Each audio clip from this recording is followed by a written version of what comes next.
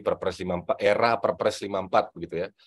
54 tahun 2010 yang ditutup sebelum digantikan dengan Perpres 16 itu sampai dengan Perpres 4 tahun 2015.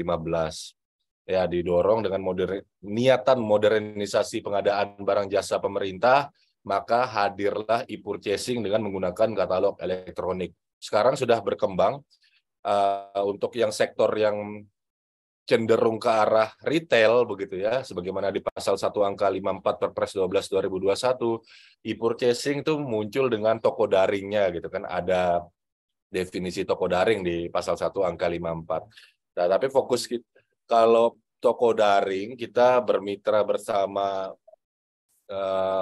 PPMSE begitu kan. Nah, kalau katalog elektronik ini adalah bagian dari marketplace pengadaan barang jasa pemerintah yang dikelola oleh pemerintah secara utuh gitu ya.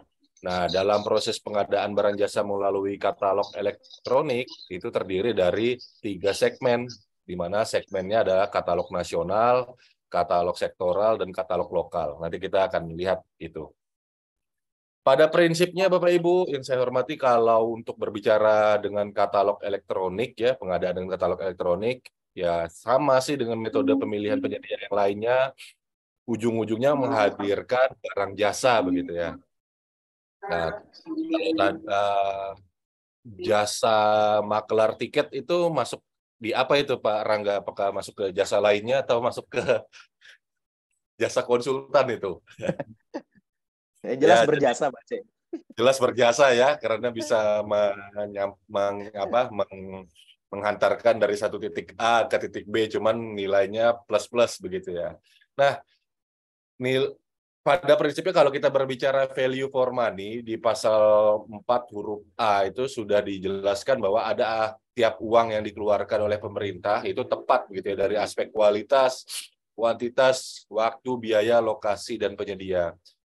Dulu di Perpres 16 disebutkan tepat jumlah begitu ya. Nah, tapi sekarang di eskalasi dari tepat jumlah menjadi tepat kuantitas gitu.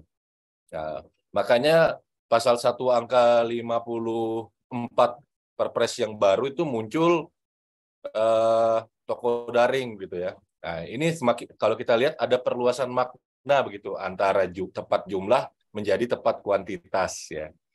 Nah, kalau Bapak Ibu memperhatikan begitu ya, e-purchasing dengan toko daring, dengan e-purchasing dengan katalog elektronik, belanja berbeda kuantitas, harga akan berbeda gitu ya.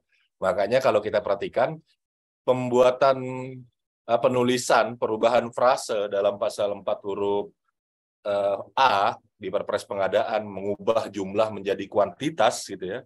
Aspek kuantitas itu bukan sekedar untuk keren-kerenan saja gitu. Kalau didalami gitu ya.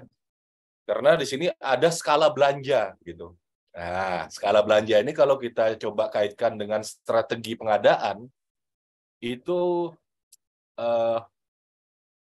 akan menghasilkan value for money yang berbeda begitu ya. Ketika skala belanjanya kecil dengan skala belanjanya besar, walaupun produknya itu sebenarnya sama begitu. Nah, dari value for money ini tadi kita berusaha untuk ya udah kalau dilihat proses pengadaan dengan nominalnya 80% itu kan kebanyakan barang jasa yang ada di kuadran yang nilai belanjanya rendah gitu ya, kuadran bottleneck dan kuadran rutin begitu. Nah, di sini ada beberapa produk yang memang ya udah kita tidak perlu menggunakan metode pemilihan penyedia yang panjang seperti tender begitu.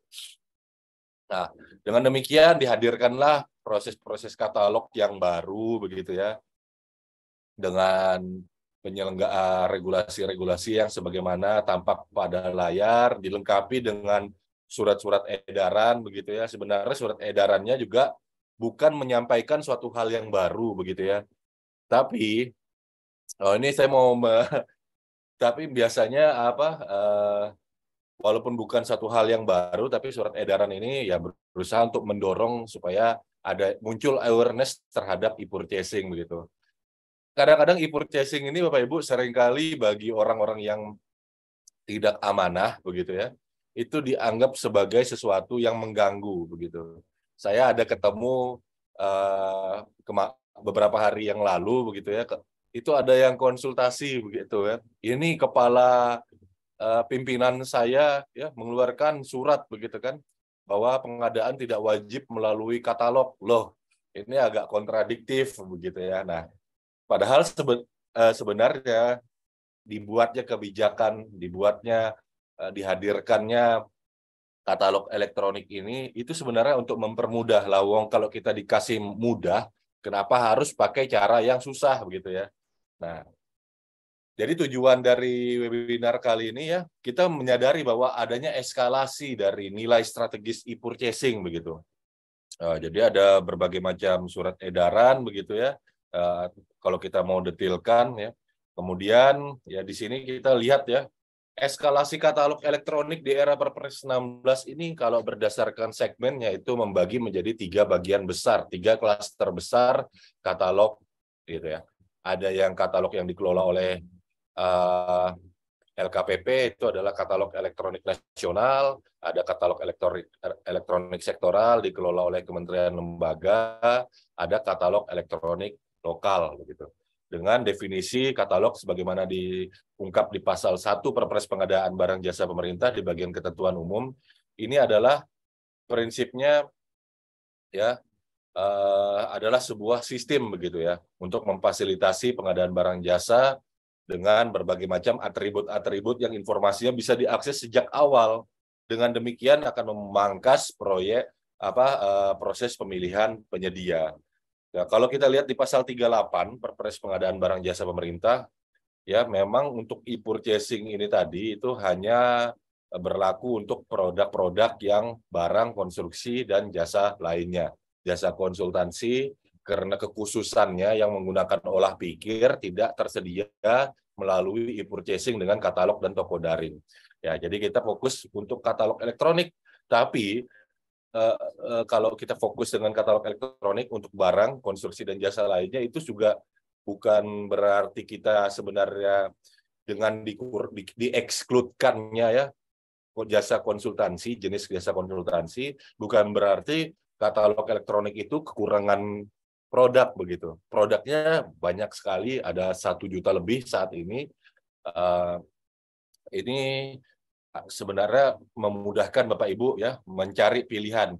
Yang paling berbahaya sebenarnya, bukan berbahaya ya, kalau berbahaya saya bilang terlalu ekstrim. Yang membuat aspek strategis ini muncul urgensinya adalah kalau terlalu sedikit pilihan produknya, ya kita akan bingung begitu ya. Saya masih ingat di era Perpres 54 dulu katalog awal-awal ya tahun 2015-2016 barang jasanya sedikit, tapi diwajibkan begitu kan ketika dia sudah tayang. Dan ketika sudah tayang itu tadi waktu itu saat itu saya ngelihat sudah tayang, tapi barang jasa dan vendornya masih sedikit, harganya luar biasa gitu kan. Dibandingkan dengan kondisi toko yang ada yang pengadaan secara konvensional. Nah, kalau sekarang barang jasanya itu banyak sekali gitu ya, 1 juta lebih. Harganya variatif dengan kondisi untuk komoditas yang sama, spesifikasinya sama persis, barangnya bisa jadi mereknya sama, beda vendor, harga bisa berbeda-beda. Nah, di sini akan muncul tahapan-tahapan strategis yang dulunya kita tidak perlu lakukan ya di tahap perencanaan dan persiapan melalui e-purchasing sebelum memilih penyedia. Akhirnya kita perlu melakukan kegiatan tersebut begitu. Jadi saya sebagai fungsional pengelola pengadaan barang jasa ahli muda itu sebenarnya melihat bahwa di sini ada peluang begitu ya bagi para fungsional ketika kita melihat bahwa ternyata dengan proses katalog itu ternyata tidak menghilangkan peran kita pejabat fungsional. Karena ada banyak sekali analisa-analisa yang bisa kita lakukan Bapak Ibu. Ya, mulai dari bagaimana proses prakatalog yang sudah dipangkas ya dari 8 menjadi 2. Prakatalog yang dipangkas itu tadi menghilangkan metode tender katalog dan atau negosiasi ya. Nah, memangkas begitu. Tapi bukan berarti dilarang untuk dilakukan. Nah, jadi ada keputusan Kepala LKPP nomor 121 tahun 2022 itu 2000 itu memunculkan begitu ya, memunculkan kembali proses tahapan prakatalog yang dihapus di dalam Perpres, tapi muncul bisa digunakan. Nah, kapan untuk menggunakannya ini tadi? Analisa dulu produknya ini masuk dalam komoditas yang seperti apa dalam kuadran supply positioning model. Jadi para fungsional pengelola pengadaan, ketika tendernya nanti tereduksi, itu mengelola katalog yang mendekati kondisi yang semestinya, itu juga akan kehabisan waktu juga begitu ya. Jadi jangan dikira setelah ini PPK tinggal ngeklik begitu. Oh tidak, kita fungsional pengelola pengadaan itu akan tetap semakin bisa berkiprah begitu. Belum lagi tiap komoditas saat ini kita masih sibuk dengan hingar-bingar penggunaan produk dalam negeri begitu ya. Nanti ketika penggunaan produk dalam negeri itu muncul, industri kita semakin kuat, ragam industri itu semakin heterogen, tiap-tiap komoditas itu muncul barang jasa yang spesifik tapi bisa distandarkan dan bisa masuk katalog. Nah, ini akan muncul nih urgensi untuk mengelola katalog, memunculkan etalase-etalase baru. Maka fungsional pengelola pengadaan atau profesional di bidang pengadaan barang jasa ya yang baik yang non Jafung itu akan tetap bisa mengeksplor kompetensinya, kapabilitasnya untuk membuat pengadaan semakin mendekati value for money. Ya ini tadi ya e-purchasing itu seperti apa? Ya itu ada 2 kanal yang bisa digunakan, katalog elektronik dan toko daring. Nah ini manfaat penggunaan katalog elektronik ya, khususnya katalog elektronik lokal. Kita bisa ya menggerakkan ekonomi di daerah ya ketika itu disinergiskan dengan keunggulan dari daerah-daerah yang otonom ini tadi, maka ini bisa menjadi bahan pengambilan keputusan untuk pengembangan ekonomi daerah di daerah itu masing-masing. Kalau di daerah saya, Bapak Ibu, yang kuat itu adalah perkebunan, begitu ya, industri utamanya. Nah, jadi dari aspek hasil-hasil perkebunan itu tadi, bila bisa dimatangkan, begitu ya, komoditas-komoditasnya untuk tayang dalam katalog itu akan bisa mengambil manfaat dari pengadaan barang jasa pemerintah. Di sisi lain ya, kita bisa lebih transparan dan akuntabel dalam proses pelaksanaan pemilihan penyedia karena semua aspek tercatat, negosiasinya tercatat, maka penyimpangan-penyimpangan begitu ya, dianggarkannya beli ATK alat tulis kantor, terus tiba-tiba jadinya susu beruang yang iklannya naga itu tadi, ya itu bisa semakin berkurang begitu kan. Karena apa? Tercatat nih secara elektronik ya, sehingga lebih transparan, akuntabel dalam aplikasi katalog elektronik sampai serah terimanya dan penilaian kinerja penyedianya itu bisa muncul secara sistem gitu ya. Nah, memang dengan era yang mobile seperti saat ini ya kita berharap katalog elektronik nanti pengelolaannya baik dari sisi penyedia maupun dari sisi pengguna ya user itu bisa dikelola melalui aplikasi ponsel begitu ya, lebih user friendly dengan menggunakan ponsel. Harapannya seperti itu. Karena kalau di tempat saya Bapak Ibu kendalanya para pelaku usaha itu tidak punya komputer. Nah, sementara untuk mengentry data dengan katalog elektronik ini membutuhkan lebih mudah gitu ya user interface-nya, tampilan tatap mukanya itu menggunakan komputer begitu. Merespon pesanan juga lebih kaku lebih mudah bila dia diakses melalui aplikasi yang mode desktop ya. Kalau mode ponselnya itu kurang kurang bukan tidak bisa tapi kurang ya seperti push notification-nya itu tidak muncul begitu ya. Jadi harus login baru tuh tanda loncengnya merah gitu. Nah, itu tuh beberapa yang memang belum gitu ya. Tapi nanti harapannya dengan Perpres pengadaan barang jasa penugasan PT BUMN, PT Telkom untuk membangun infrastruktur pengadaan barang jasa pemerintah yang lebih baik, kemudian maka bisa kita tidak menutup harapan gitu ya. Bahkan semakin optimis bahwa katalog elektronik dari LKPP nanti yang nantinya dikembangkan oleh BUMN PT Telkom ini akan semakin mendekati e-commerce yang sudah mapan begitu ya, karena memang expertise-nya BUMN PT Telkom itu kan di bidang telematika, sudah tidak kita ragukan lagi gitu. Ya, ini manfaatnya begitu ya Bapak Ibu ya. Jadi kita melihat di sini ya Bapak Ibu, kalau tadi saya lihat dari proses pemilihan penyedia, karena berkaitan dengan perencanaan dan persiapan, kita perlu tahu bahwa ada perubahan dari proses penayangan produk dalam katalog elektronik.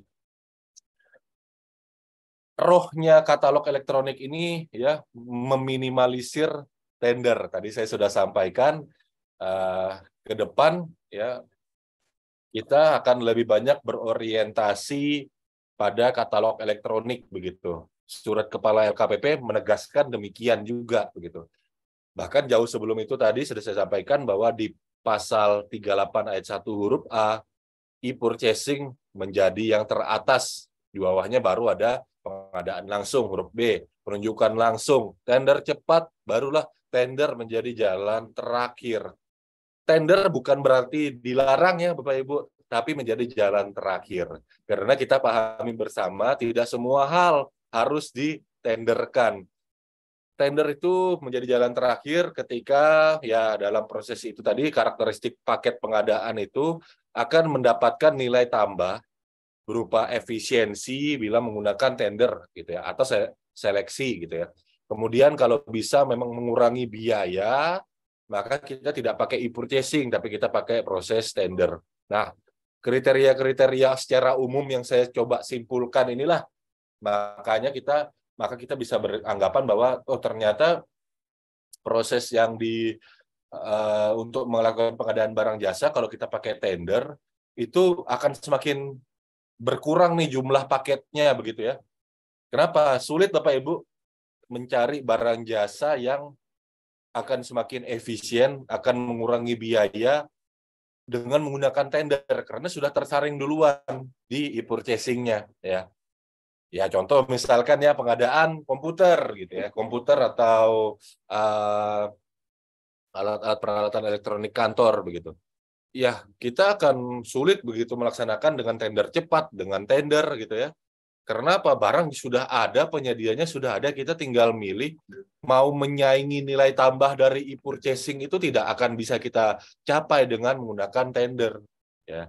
Nah, kecuali begitu ya Bapak Ibu, ini barang yang memenuhi barang komputer itu tadi, itu ada sesuatu yang tidak disediakan di katalog begitu. Misalkan ya, Bapak Ibu dalam proses pelaksanaan pengadaan barang jasa untuk komputer tadi, komputernya peruntukannya akan membuat sebuah comment center gitu ya, sehingga comment centernya ini tadi sifatnya IT solution gitu ya, sifat karakteristik pengadaannya adalah IT solution.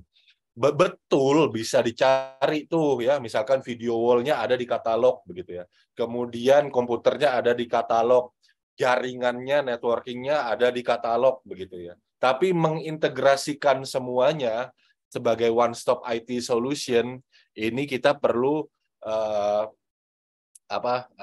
tingkat layanan yang dituangkan dalam spektek begitu. Nah, dalam satu paket kalau misalkan dia dilaksanakan, Anda buat hitung-hitungan begitu ya. Kalau dibuat belanja masing-masing gitu ya secara terpisah kontraknya, kemudian berkontrak lagi dengan integratornya, jasa integratornya, ternyata kok lebih mahal pakai katalog. Nah, malah lebih ribet kita punya banyak kontrak. Nah, ini menjadi memusingkan begitu ya. Jadi ada supply by owner untuk yang jasa integratornya kita beli-beli dulu gitu kan dari katalog, kemudian di combine. Nah, ini malah jatuhnya lebih mahal. Kalau jatuhnya lebih mahal, kenapa tidak kita tenderkan saja? Nah, kondisi seperti itu yang nantinya akan menjadi tren tender ke depan, begitu ya, tender cepat dan tender. Tapi kalau tidak ketemu kondisi seperti itu, ya gunakan saja katalog, begitu ya. Nah, katalog ini Bapak Ibu, sebagaimana ada dalam pedoman konsolidasi, ya, yang keputusan dari Direktur Deputi BHPS, ya, Bantuan bantuan hukum dan penyelesaian sanggah ini kontrak katalog itu tadi itu sebenarnya adalah cara untuk melakukan konsolidasi. Jadi kontrak katalog itu adalah varian dari kontrak payung. Makanya kalau kita perhatikan di katalog zaman dulu ya itu ada kontrak payung yang sudah ditandatangani kepala LKPP dengan penyedia katalog. Dulu ada prakatalog yang menggunakan tender katalog gitu kan. Nah, jadi sebenarnya katalog ini adalah varian dari kontrak payung begitu. Itu yang kita bisa kita tekankan di awal. Kemudian produk yang tayang itu prinsipnya ya sifatnya adalah konsolidasi kebutuhan pemerintah secara nasional, secara sektoral dan secara lokal gitu ya. Jadi kalau kita perhatikan ya cara kerjanya akan sama gitu. Kontrak payung ya itu kita anggap sebagai mekanisme tayangnya, lalu ada turunannya yaitu kontrak transaksi dalam bentuk surat pesanan. Filosofisnya karena sebagai varian dari kontrak payung katalog ini tadi ya ini sama gitu ya filosofis pelaksanaannya. Nah, di sini pada Perpres 16 2018 ya dulu prakatalog itu untuk masuk tayang ke dalam proses pemilihan untuk tayang dalam aplikasi itu dilakukan dengan metode tender atau negosiasi. Dihapuslah dalam Perpres 12 2021, jadi pasal 72 ayat 4 ya akan muncul tulisan dihapus begitu ya. Tapi dihapus tadi seperti sempat saya highlight di awal ya, dihapus tapi proses ini tadi masih bisa dilakukan gitu ya ketika komoditasnya dalam tahapan tertentu ya. Maka kita melihat di sini ada keputusan Kepala LKPP nomor 121 tahun 2023 ya, ini muncul nih di dalam diktum ke-8 begitu ya. Diktum ke-8 ya di sini pelaksanaan konsolidasi ya bisa berupa tender dan atau negosiasi. Sebagai varian dari kontrak katalog begitu kan, maka kontrak katalog sebagai varian dari kontrak payung, maka dimungkinkan di komoditas tertentu yang sifatnya konsolidatif ya itu bisa dilaksanakan dengan menggunakan prakatalog yang tidak umum. Walaupun kalau yang sekarang katalog itu bisa loss masuk begitu saja secara umum. Nah, bagaimana cara untuk mengetahui bagaimana komoditas ini tadi masuk dalam umum atau tidak begitu? Nah, kita sudah kenal bersama supply positioning model. Ini para pelaku pengadaan dengan berbagai jenjang kompetensi mulai dari level 1 sampai dengan level 4 pasti sudah familiar dengan supply positioning model. Pada prinsipnya Bapak Ibu, kontrak katalog itu tadi ya akan banyak didominasi barang jasa yang sifatnya rutin dan bottleneck. Nilai pengadaannya rendah begitu ya. Nilai pengadaannya rendah. Tapi karena jumlahnya ada banyak, kalau dipakai dengan cara pengadaan barang jasa yang konvensional, maka itu akan menyita waktu ya, akan menyita waktu. Maka di sini kalau saya mencoba menganalisa begitu ya Bapak Ibu, proses pengadaan barang jasa kita kalau dilihat 100%-nya itu ya nilai pengadaannya ini 80% itu ada di dalam kuadran rutin dan bottleneck begitu ya. Nah, jumlah paketnya karena nilai pengadaannya kecil, berulangnya akan sangat sering gitu. Nah, kemudian di sini yang 20% gitu ya yang membutuhkan spesifikasi khusus gitu.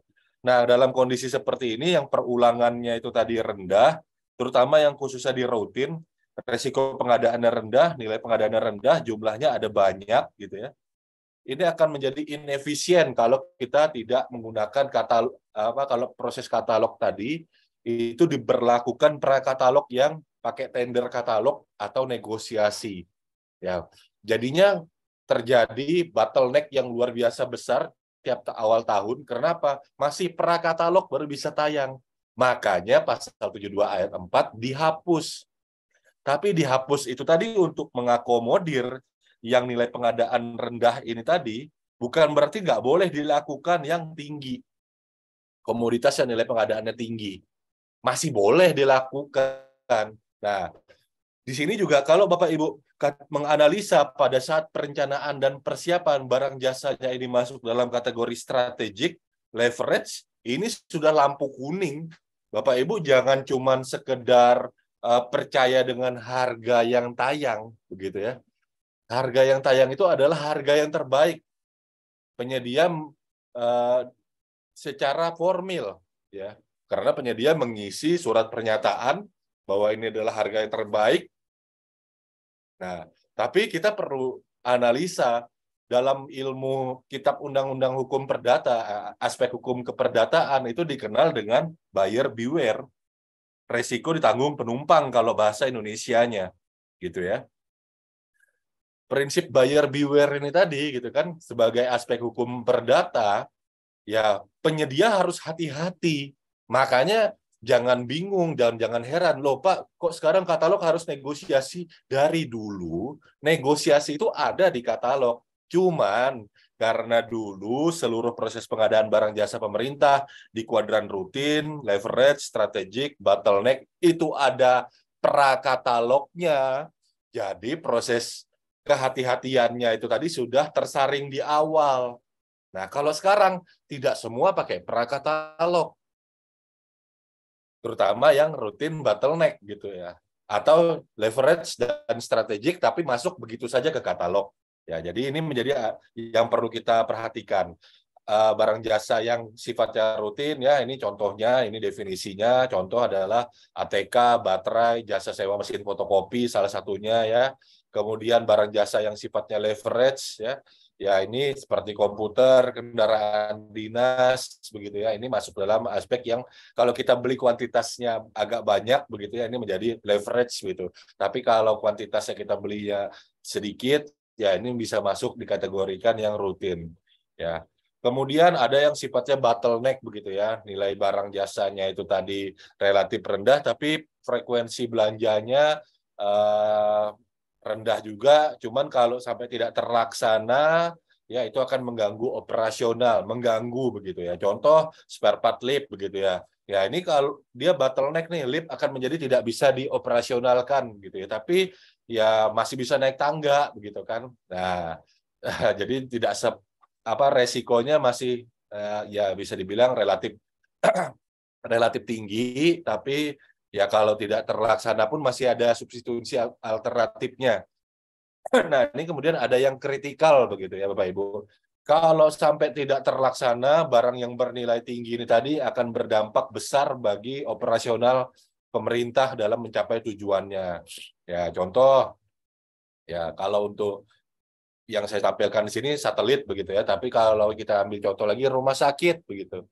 Tidak ada CT scan, tidak ada X-ray. Nah, itu rumah sakitnya biar ada dokter spesialis, itu nggak akan bisa melakukan diagnosa tuh dokter spesialisnya secara apa evidence based begitu ya. Akhirnya apa? Ujung-ujungnya pasien tetap disuruh dirujuk ke rumah sakit yang lebih lengkap fasilitasnya. Akibatnya produk kritikal ini tidak tersedia, ya rumah sakit itu menjadi kurang optimal dalam pelayanannya. Kurang lebih seperti itu. Nah, Bapak Ibu, ini perlu dianalisa pasarnya begitu ya. Dianalisa pasarnya, dan ini ketika kita berbicara pada saat proses perencanaan dan persiapan, kita tidak bisa sekedar beli saja gitu ya. Kalau barang jasa yang sifatnya kritikal gitu ya, di sini kita mesti ngelihat bahwa penyedia itu suka dengan sesuatu yang sifatnya kejelasannya kontraktualnya itu lebih jangka panjang gitu ya. Kemudian penyedianya itu tadi kita perlu mendesain kontraknya itu tadi untuk sifat yang saling pengertian begitu. Artinya apa? Kita mau ambil contoh ya yang sifatnya saling pengertian, kontrak katalog dengan obat. Ya, ini Pak Rangga, ada Pak Rangga masih?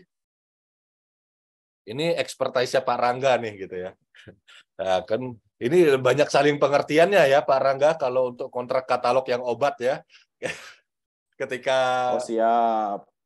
boleh Banyak ini. diceritain ya, silakan. Hah? Apa, Pak? Yang Terkait jelas dengan sudah ada dua SE untuk penempatan obat dan BMP kan harus di katalog sektoral, tidak boleh di lokal dan toko daring itu.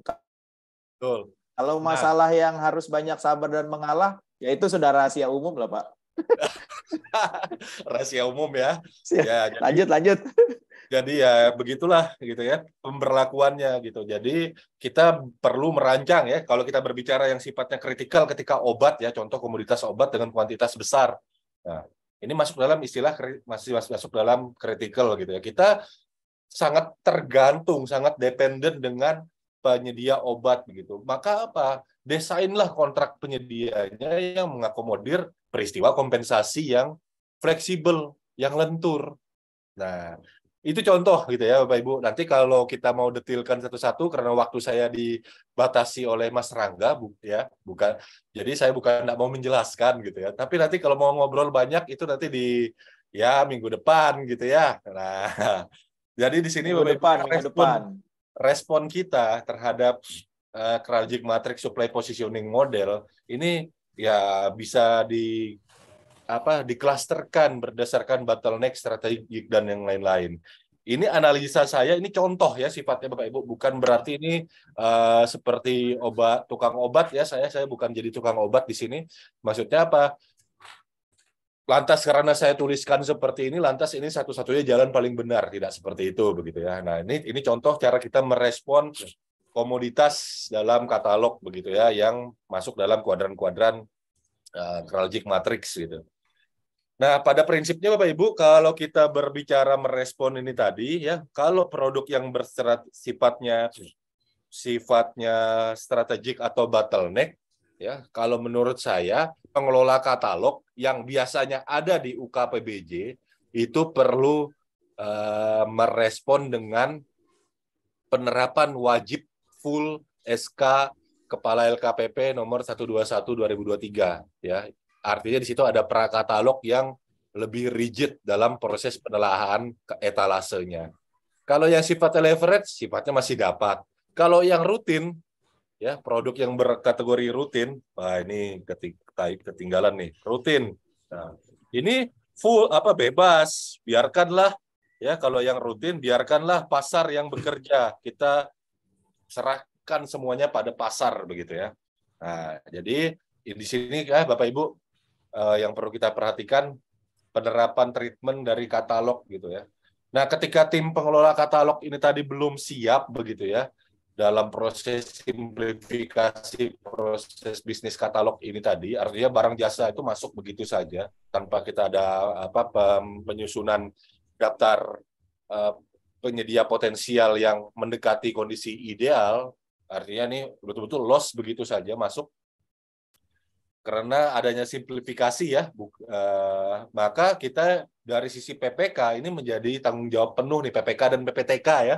Ya ini melakukan perencanaan dan persiapan yang luar biasa mendalam terkait dengan analisa sebelum kita belanja memilih penyedia.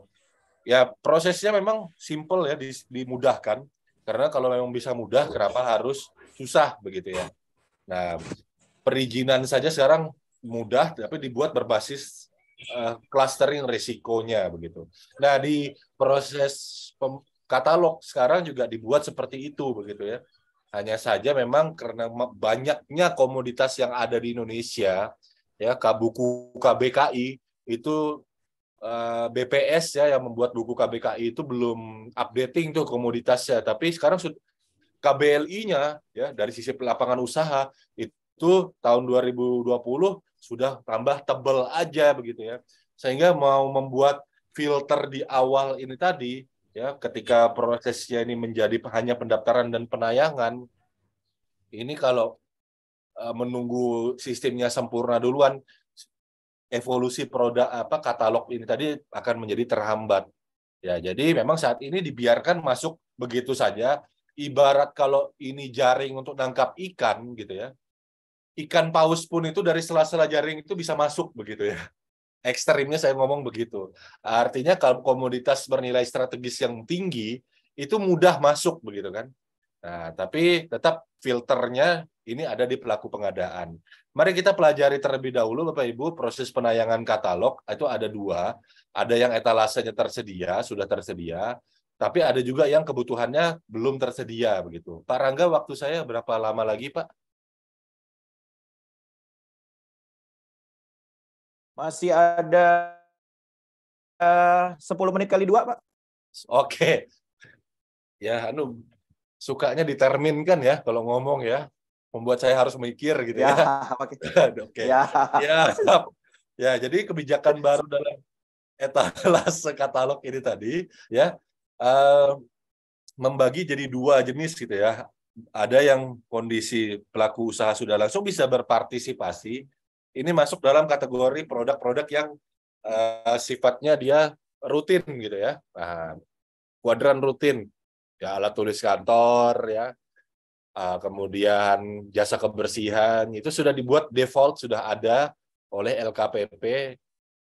Nah, tapi kan kebutuhan kita tadi tidak cukup hanya di yang rutin saja gitu. Katalog ini tadi berusaha untuk memberikan nilai tambah dari aspek percepatan pemilihan penyedia. Bagaimana bila ada kebutuhan dan etalase yang belum tersedia? Disinilah kita ada peran dari tim pengelola katalog begitu ya, untuk melakukan apa? Melakukan penelaahan produk gitu ya. Nah, di sini penelahan produk ini tadi ujung-ujungnya outputnya adalah pembuatan etalase produk. Bapak Ibu, yang saya hormati, di sini langkah-langkah untuk melakukan ini dari sisi pengelola katalog dulu ya.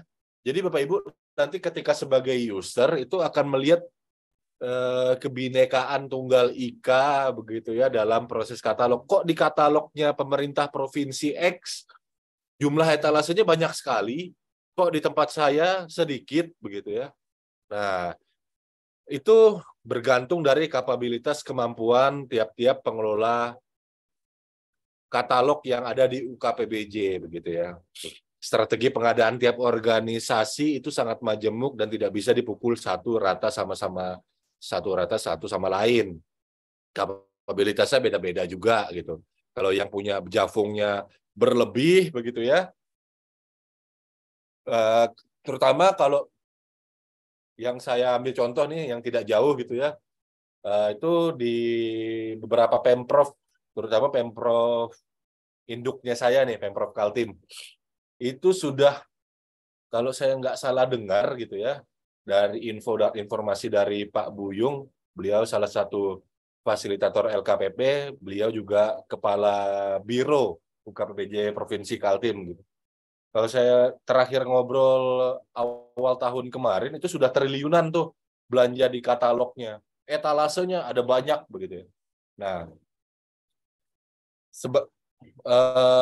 biro pengadaan gitu skup kapabilitas organisasinya lebih gede gitu ya. Jadi ada kepala bagian di bawah biro, ada kepala ada fungsional di bawahnya lagi gitu ya, tingkat dan secara kapasitas ya dan kemampuan lain-lainnya sarana prasarana lebih tinggi begitu ya. Sehingga kami yang di kabupaten ini belum bisa sebanyak Pemprov kami nih dalam kaitannya menampilkan katalog etalase gitu ya. Di sana itu muncul banyak etalase gitu ya, termasuk etalase furniture yang sifatnya custom. Nah, untuk mendukung UMK, karena di Kalimantan ini banyak pengrajin kayu begitu kan. Nah, kan tadi di awal saya sampaikan ada kebijakan pengembangan ekonomi daerah itu ke mana arahnya.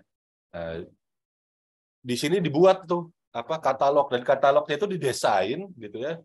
Itu bisa diduplikat dan di penyedia itu bisa menayangkan di kabupaten kota yang lain gitu. Jadi kami terbantu begitu ya dengan katalog elektronik lokal di wilayah Pemprov Kaltim.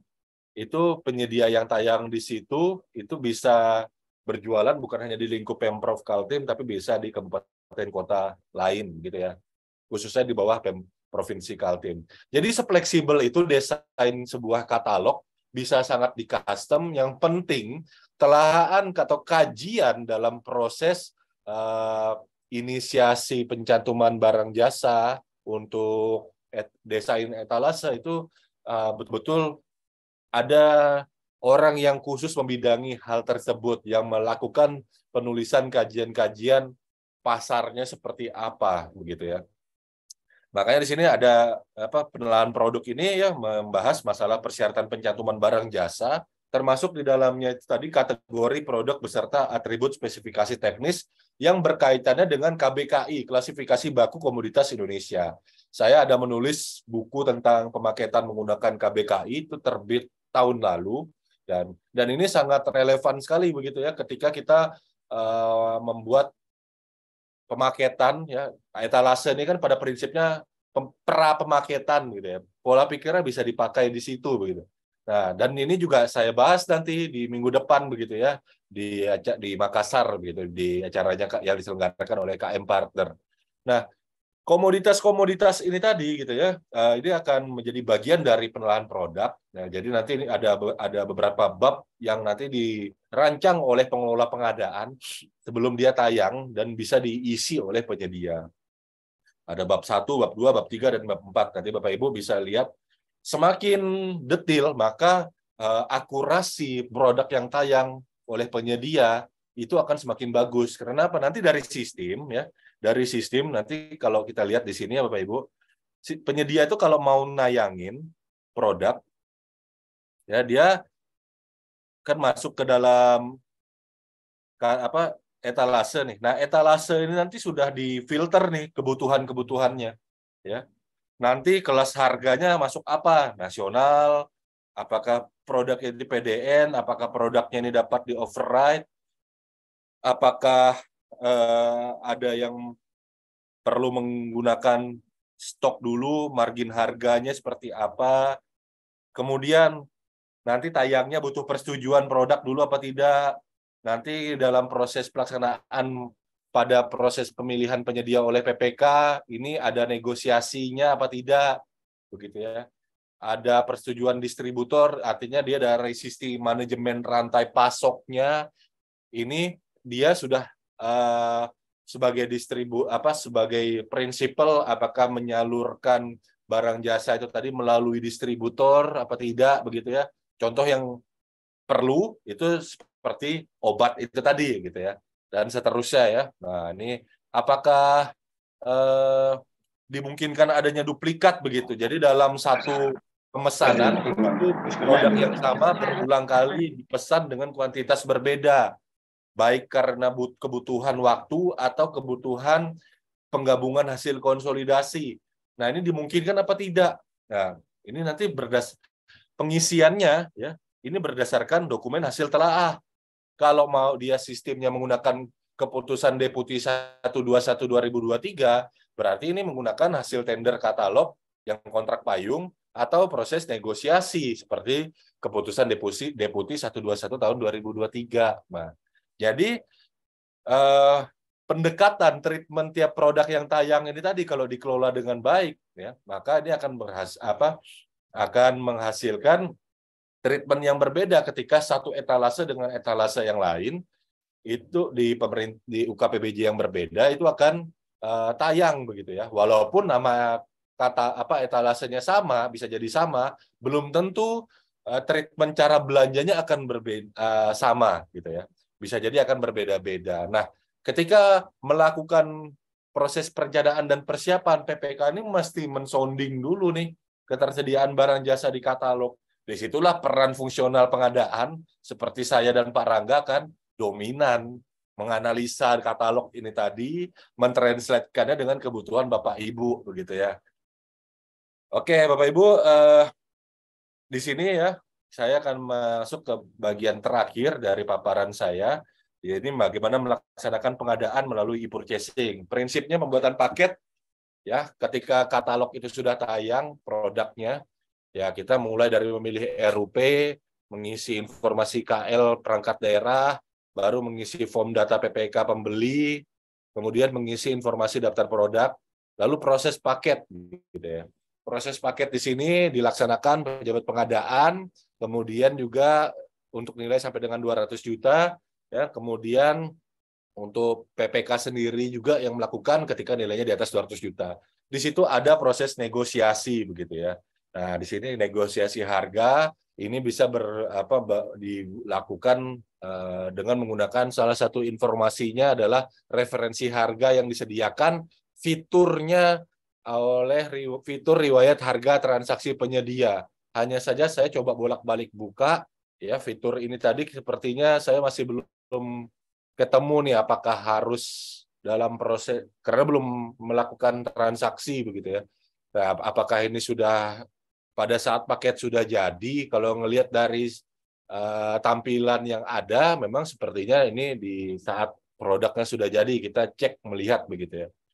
Nah, nanti kelihatan harga transaksi penyedianya kemana saja dia sudah belanja begitu. Nah, kemarin saya coba tanya sama pejabat pengadaan di tempat saya, coba deh klik ini buat paket gitu ya. Nah, cuman memang karena paket penyedianya ini tadi belum penyedia yang diklik tadi belum banyak penjualan, maka yang kami temui fitur ini belum terbuka begitu. Nah, tapi dari beberapa panduan yang ada di LKPP ini saya melihat bahwa ada fitur untuk melihat histori riwayat harga transaksi dari penyedia untuk komoditas yang dia sudah jual begitu. Nah, cuman ya itu tadi ya, kalau tidak di enclosure transaksinya, tidak sampai tahap serah terima sehingga masuk dalam penilaian kinerja, sepertinya ini menjadi kosong. Makanya kalau melakukan hal ini terus mencoba klik gitu ya ke riwayat harga transaksi penyedia, itu memang nggak kelihatan begitu ya.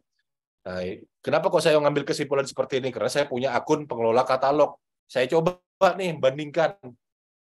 Memang nggak ada, kalau memang betul-betul nol, memang penyedianya itu dia nggak kelihatan. Tapi kalau penyedianya ada, itu bisa kelihatan. Nah, tapi yang sudah diselesaikan gitu ya, sampai penilaian kinerja penyedia di katalog begitu, itu baru terekam begitu ya. Jadi emang aplikasi ini di posisi yang di awal ini ya Bapak Ibu ya, Bapak Ibu akan lebih banyak belum bisa menggunakan fitur riwayat harga transaksi penyedia. Sehingga di sini Bapak Ibu usahakan melakukan negosiasi ini tadi ya, kita menggunakan keterampilan kompetensi kita begitu. Ya, jadi menggunakan data-data yang sifatnya data sekunder yang eksternal gitu. Udah sekunder eksternal lagi gitu ya. Jadi kita merancang ZOPA, yaitu zona kesepakatan yang realistis yang dapat dicapai ya, dan sudah bisa memperkirakan alternatif kesepakatan yang terbaik yang bisa kita capai dan alternatif kesepakatan yang terburuk yang bisa kita derita begitu ya.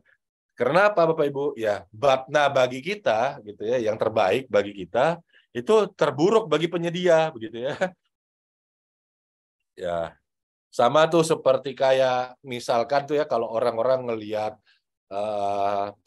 saya dengan istri saya itu ya, tadi kan istri saya kan ada yang di awal tadi. Itu kalau mau dilihat tuh kan kontras banget ya.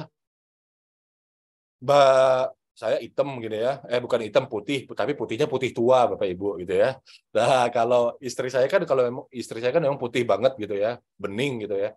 Nah, kalau persepsi orang di luar sana gitu ya, saya dapat istri saya itu rezeki. Nah, tapi kalau istri saya dapat saya gitu ya, apalagi lihat tampang dengan kepala yang licin ini tadi, nah itu musibah begitu ya. Nah, kurang lebih analoginya seperti itu gitu ya Bapak Ibu. Skenario terbaik bagi penyedia, bagi kita pelaku pengadaan sisi pemerintah, ya, itu adalah musibah bagi pelaku pengadaan penyedia. Penyedia itu pelaku pengadaan juga ya kalau di pasal 8 Perpres. Nah, makanya di sini akan kondisi yang seperti ini dalam ZOPA ini tadi kita bernegosiasi gitu ya. Bagaimana harga pelatihan, instalasi, garansi dan bundling yang paling pas begitu ya dengan harga yang ada ini tadi. Harga terbentuk dari apa yang ada di dalam pelatihan, di apa yang bisa dinegosiasikan secara teknis. Nah, keterampilan dan skill ya, keterampilan dan pengetahuan kita terhadap pasar, inilah yang mendasari kita untuk melakukan negosiasi. Sebelum proses katalog ini jadi, Bapak Ibu, yang seperti sekarang, di era Perpres 16 2018, saya melakukan negosiasi, cuman memang nggak bisa saya tunjukkan di sesi singkat ini ya. Barangnya itu hampir 2 miliar, walaupun nilainya gede, tapi barang itu sebenarnya simple, barang elektronik video wall gitu ya. Nah, itu betul-betul kita dokumen persiapan pengadaan yang saya susun itu levelnya persis bahkan melebihi kayak saya melaksanakan pengadaan barang jasa yang tender gitu. Nah, cuman saya berusaha untuk dapat barang jasa ini tadi dengan katalog, tapi dokumen perencanaan dan persiapannya mulai dari pelatihan, instalasi, garansi dan bundlingnya itu terakomodir dan tersetujui di katalog. Nah, jadi dokumen perencanaan, dokumen persiapan itu sudah saya umumkan di LPSE, PDF-nya, link-nya saya cantumkan dalam proses negosiasi. Saya minta penyedia baca. Kalau setuju, berarti kita lanjut. Kalau tidak, berarti kita tidak lanjut. Dulu juga sebelum mini kompetisi ada dalam sistem, saya buat mini kompetisi karena dulu aturannya nyebutin ada tuh mini kompetisi di Perlem 9 ya, Perlem 9 2018 pelaksanaan pengadaan barang jasa itu disebutkan gitu loh mini kompetisi gitu ya. Tapi aplikasi belum ada. Ya saya create mini kompetisi itu seperti apa kalau saya malas negosiasi gitu ya. Ya udah cari sama-sama video wall. Kalau Pak Rangga sudah lihat tuh video wall yang di dalam Balai Agung kami itu pakai kenceng di negosiasi gitu ya. Nah, tapi kalau yang di ruang atas yang di lantai 3 itu hasil dari mini kompetisi secara manual dulu. Jadi saya buat 2 penyedia. Nah, silakan baca ini syarat dari saya. Harga yang saya tawarin segini nih. Nah, habis bersamaan ya. Jadi saya lihat, wah, dia nolak. Satu nolak, satu nerima. Oh ya sudah, satu yang saya terima. Nah, yang nerima ini yang saya kasih lanjut. Yang satunya saya batalin. Nah, memang kelemahannya waktu itu jadinya panik penyedianya. Kok dibatalin, Pak?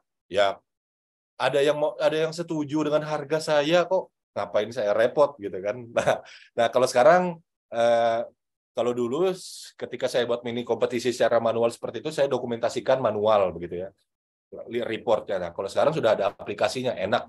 Tapi pada prinsipnya Bapak Ibu, negosiasi di dalam katalog penting saat ini.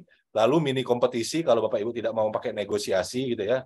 Bukan tidak mau karena Bapak Ibu seleranya, tapi mungkin tadi contohnya saya nilai pengadaannya lebih kecil walaupun komoditasnya sama-sama video wall kalau saya contohkan tadi. Kuantitasnya lebih sedikit. Ya, kita gunakan saja mini kompetisi gitu ya untuk dapat harga terbaik gitu ya. Oke, ini detail terkait dengan negosiasi, ya ini kita bahas minggu depan lah ya, jangan semua dibahas hari ini. Saya sudah di wanti-wanti waktu tadi 10x2 begitu ya. Nah, ketika pelaksanaan kontrak, ya ini nanti perlu dicatatkan di aplikasi begitu ya. Makanya ada rancangan surat pesanan yang kita buat di awal begitu ya. Kemudian diupdate penilaian hingga penyelesaian paket dan penilaian rating supaya vendor manajemen penyedia-penyedia kita dalam satu marketplace ini tadi dia bisa punya rating gitu ya. Jadi saya ngelihat tadi pagi pada saat teman-teman lagi sahur di berbagai macam grup itu muncul postingan-postingan berita begitu kan. Ada salah satu berita yang headline-nya LKPP ingin menjadi e-commerce terbesar di Indonesia begitu. Ya, itu bukan sebuah impian sebenarnya, tapi memang keniscayaan mengingat belanja pemerintah itu adalah belanja yang paling besar di Indonesia saat ini. Nah, ini tampilan hasil rating penyedia. Kalau tidak diupdate maka tidak sampai rating ya. Itu nanti tidak sampai serah terima, maka nanti Bapak Ibu tidak tercatat belanja e-purchasing-nya lewat Monef gitu ya. Nah, kemudian ini ada tren ya, supply by owner. Sebenarnya bukan sesuatu yang baru. Waktu saya pengadaan bus tahun 2018, saya belajar ke Pemprov Jawa Barat. tender pengadaan bus yang karoseri, ya karoseri itu mencari penyedia jasa karoserinya karena tidak ada di katalog begitu. Tapi pengadaan sasis itu lewat katalog. Nah, sasis itu tadi karena sudah dari katalog, sebenarnya kan ini adalah supply by owner gitu ya. Ya. Nah, dan itu strategi begitu ya, mana yang lebih efisien gitu. Apakah kita pakai supply by owner atau kita menggunakan langsung di tender gitu ya, digabung langsung pekerjaan pengadaan sasis sampai dengan pekerjaan pengadaan karoserinya diintegrasikan satu kesatuan. Nah, itu strategi sebenarnya. Nah, di proses pekerjaan konstruksi ya, strategi itu dibuka peluangnya semakin besar gitu ya ketika dipandang bahwa penyedia di katalog itu untuk material, untuk sewa alat itu ada banyak, maka kontrak yang supply by owner-nya itu adalah kontrak jasa konstruksinya saja, pekerjaan konstruksinya saja. Nah, jadi alat, bahan, ya itu mirip kayak yang pengadaan bus yang saya bilang di salah satu Pemprov tadi, ya. Yang ditenderin pekerjaan untuk mewujudkan busnya saja. Nah, analoginya bus itu tadi ya mewujudkan konstruksinya saja. Ya itu kontrak SBO-nya. Materialnya pasir, aspal gitu ya. Itu beli di katalog sama kayak yang supply pengadaan bus tadi, sasisnya beli di katalog. Nah, jadi sebenarnya ini bukan sesuatu yang baru, cuma kita memang belum biasa. Nah, nanti perencanaan persiapannya di sini kita perlu mendesain kontrak yang baik gitu ya. Terutama kalau ada kompensasi ketika terjadi keterlambatan. Kalau kayak yang bis tadi itu mah simple ya. Kita sudah bisa tahu proses ya bis ini tadi bisa ditaruh di mana gitu ya, kapan barang jasa itu tadi berdasarkan proses negosiasi di katalog. Kemudian kita mulai tendernya.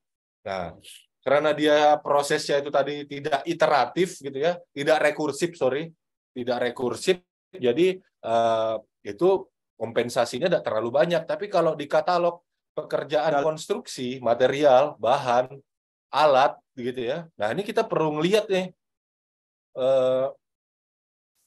mengatur timing orderingnya, mengatur timing ketika penyedia jasa, penyedia alat terlambat, penyedia material terlambat, terus pekerjaan SBO-nya ini nanti terhambat juga di lapangan. Nah, ini nanti siapa yang tanggung jawab?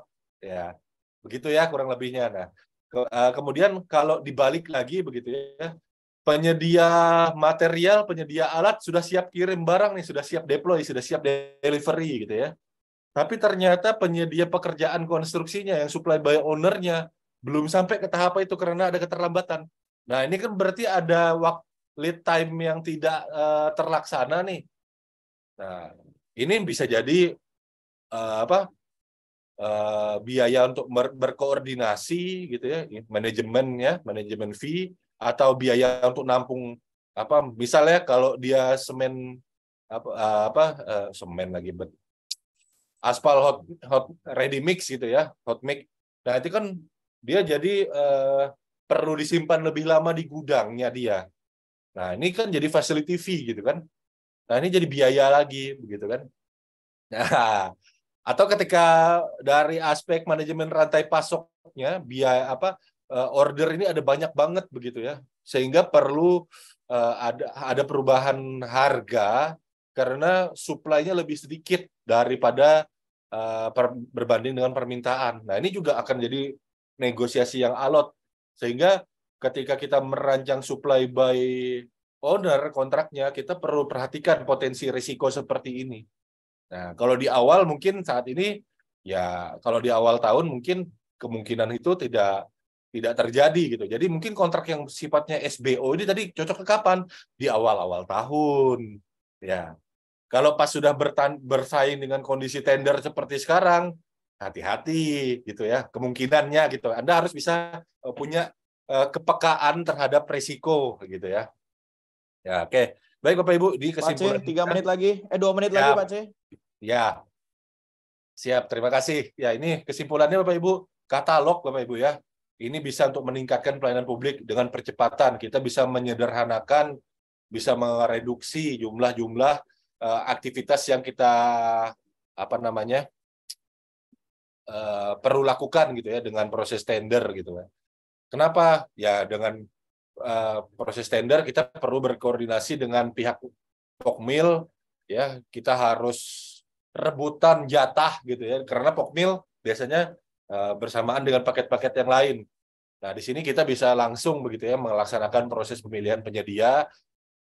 Tapi proses pemilihan penyedianya dilihat lagi, jangan yang amburadul gitu ya. Nah, kita harus bisa menganalisa, membiasakan diri kita berpijak pada kuadran supply positioning model, kuadran-kuadran Kraljic matrix gitu ya. Oke, kemudian kita perlu melakukan dalam proses perencanaan pengadaan koordinasi yang lebih menyeluruh begitu ya. Kemudian juga ya mesti bisa menghasilkan strategi pengadaan barang jasa yang tidak blunder gitu ya. Jangan sampai kita memilih produk katalog untuk memaksakan produk-produk yang seharusnya dia ditender. Ya. Maksudnya seperti apa Pak C? Karena proses pengadaan barang jasa ini tadi itu mudah di dalam katalog gitu ya. Saya mau mengadakan jasa I.O. misalkan, event organizer. Saya nilai sebut saja 400 juta. Saya sudah ketemu sama penyedianya. Nanti buat speknya begini ya.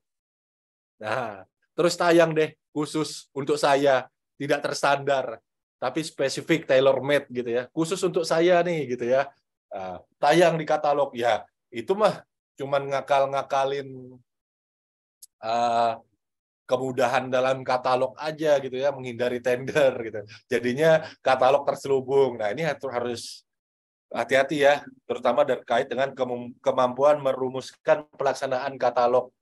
Produk yang masuk dalam katalog itu harus sifatnya terstandar, bukan saya sendiri yang pakai untuk saya pesan. Tidak. Jadi dia terstandar, kalau itu tayang maka semua bisa menggunakan begitu ya.